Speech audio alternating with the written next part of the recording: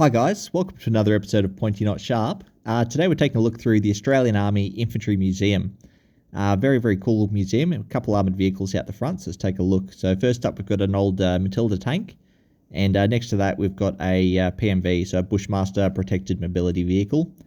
This one's pretty cool, it's actually serial number 1, and these were used pretty extensively in Afghanistan and currently used in Ukraine.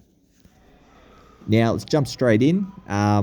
You'll probably notice the big doors I'm walking through now. This whole museum, it's built like a giant gun safe to preserve their protection. To preserve their collection.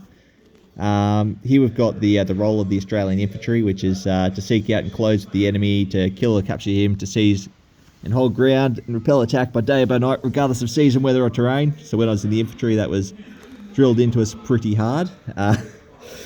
Anyway, taking a look at the museum, it's laid out chronologically. We've got the colonial era stuff first, so Lee Metfords and things like that, Martini Henrys, red jackets, got a pattern of 1888 bayonet there fixed to the rifle, and a nice big officer's sword next to it, scabbard down the bottom there. Okay, so moving over here, we're moving into the World War I display. Looking at this, looks like a bunch of relics that have been dug up from battlefields. Got a P1907 bayonet, or remains of one, SMLE helmet. Little Vickers gun or Maxim gun, I can't really tell the difference, feel free to correct me. Next to it, I think there was a big spring-loaded catapult for throwing grenades into trenches. Just got a couple of uniforms over here. Sorry if my footage is a bit choppy. I'm trying to avoid the other patrons in the museum, trying to not harass them too much and get them in my footage. But there's certainly some very nice stuff in this collection. Fantastic firearms, maps. Now, what have we got over here? So I think we're moving into World War II now. Or maybe the intermediate years. No, it looks like World War II to me. Yep, Stahlhelm helmet. Bren gun down the bottom. I've been to this museum before. It never disappoints. It's not huge, but it's very well laid out. Owen gun at the top, Ozden.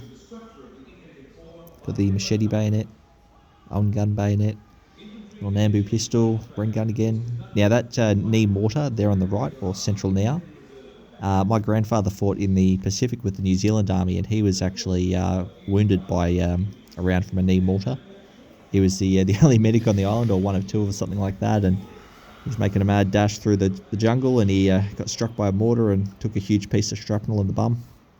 Spent some time before he got to a hospital ship. Couple of machetes, L1A2 bayonet, or number 5 bayonet. Didn't really get too good a look there. This might be the Malayan emergency or leading into Vietnam.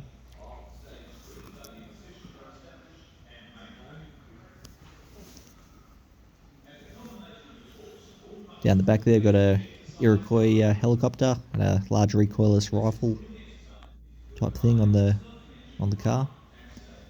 Yeah, leading into Vietnam, we've got L1A1 self-loading rifle, or SLR. Take a closer look at the Iroquois. Maybe the inside of the bucket as well, the M113 fighting vehicle. We still use these things, I don't know why. Absolutely ancient. I've spent so much time in the back of them, just being bounced around on that tiny little seat.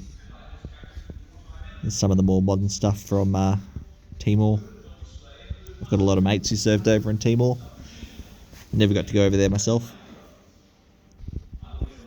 And some of the DPDU uniforms that we used in the early years of Iraq and Afghanistan. And some of the more modern stuff we used. The multicam. We're past that now. Now we use the AMCU, the Australian multicam uniform, which is multicam, but in the old Australian DPCU colours. So sort of an Australian specific coloured version of multicam. So going up the stairs, got a bunch of mortars. I was never a mortarman myself. I don't know a terrible lot about them. Leave that to the maggots. I'm sure there's probably a fair few Mortarmen will come across this video and... here we go. This is what we all came here for, the bayonets. So that first column there looks like Australian bayonets. So working our way through chronologically down to the current M9 in service. The next column looks like experimental bayonets or trials bayonets. And after that, oh god, just get a bit more random after that. Yeah, definitely starting to get a bit random. Number 9, number 7, there's a Gra in there. French, some German, bit of everything. They've got some really nice pieces in this collection. I'd love to go through one day and do some videos. I'm trying to build a relationship with them now. I had a chat with a couple of people from there, and we'll see if I ever get that opportunity. So, Ball 182, another Paratrooper Bayonet. These are very cool. Trials socket, I forgot what that one's for. It's like a Winchester or something.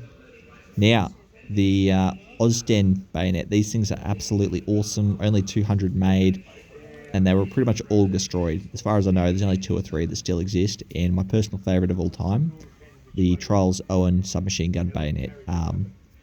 These things sell for stupid money. Like, I think the last one sold for like $7,000 or something.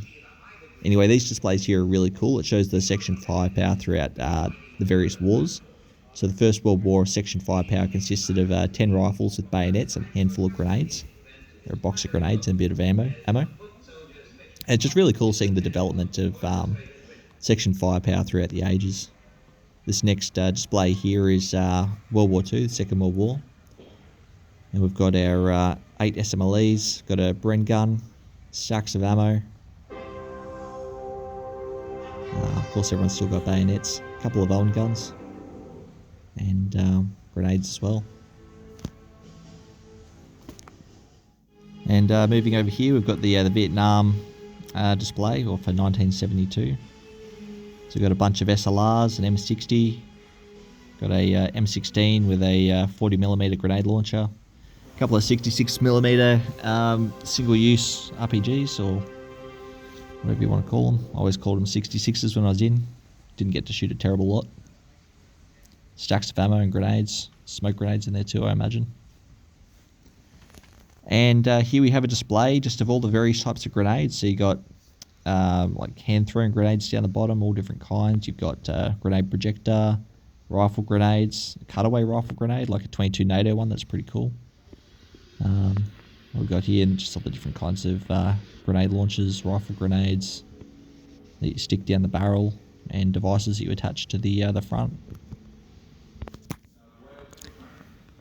This display was pretty cool. I like this one. This had a lot of cutaways for all the various rifles and machine guns that the Australian infantry have used over the years. We've got the F-88 Steyr, the SLR. It's cool being able to see the internal mechanisms. So you can't see a terrible lot in the video. Obviously I couldn't get too close, but it was nice seeing all of these training aids, I guess you'd call them.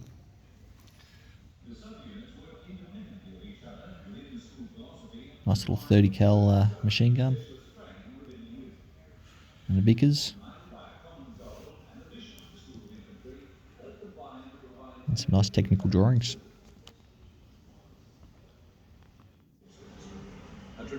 Over here we've got a couple of Gatling guns, so the early machine guns used in Australia. I imagine they would have been used during the colonial years. I don't know when they were used really, or how many of them we had, but they're pretty cool. I don't know much about this kind of thing, honestly. I'm more of a service rifle and bayonet kind of guy. Stack of barrels on it though. And I like this. This sort of shows the development of the manufacturing process of the rifle. So it's got different components in all different states of manufacturing. Anyway, guys, that was a brief look through the Australian Army Infantry Museum. It's definitely worth a look. I highly recommend you come and have a look if you get the chance. It's up in Singleton in New South Wales, outside Lone Pine Barracks, the School of Infantry here in Australia. I actually passed through this school about 11 years ago myself, so it's got a special place in my heart. It's funny, I hated every second of every day when I was there. It was absolute misery, but you look back on it fondly. Anyway, thanks for watching, guys, and I'll see you again next time.